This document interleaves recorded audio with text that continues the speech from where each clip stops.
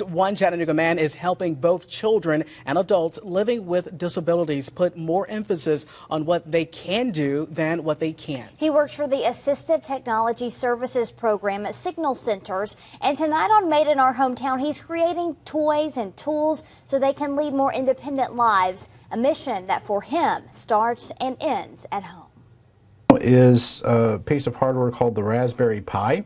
Ezra Reynolds' mind goes a lot faster than a mile a minute. I usually have 5 or 6 projects that I'm mentally tending, and it only stops when I've actually gotten something made and it's done to my satisfaction. He's used his 2 degrees in computer science and electrical engineering to build or adapt every toy or gadget on these shelves. I developed the software for it, and I also developed how to actually make the this one was made out of arcade machine parts. Sometimes small creations that can make a big difference. This was made for a little boy who had cerebral palsy, and he also had vision loss.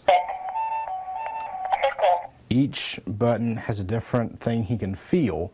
Again, because he's blind, he needs something that is a tactile toy or music or tickle, and it starts giving him the ability to ask for something that he wants.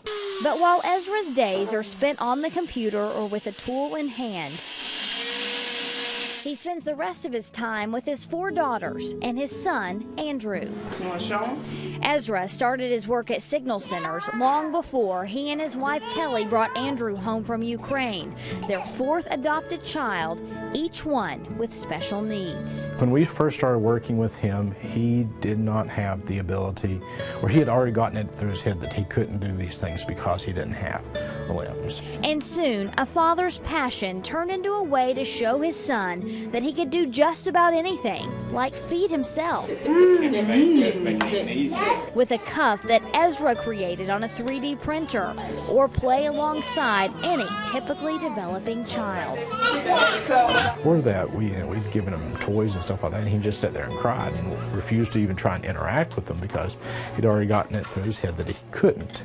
And then he realized, I can do this with this prosthetic on. I can play with the toy, I can play with the ball, I can play with the truck with the prosthetic. It is perhaps Ezra's most important mission, showing Andrew and every child or adult he works with that with a little modification, anything is possible.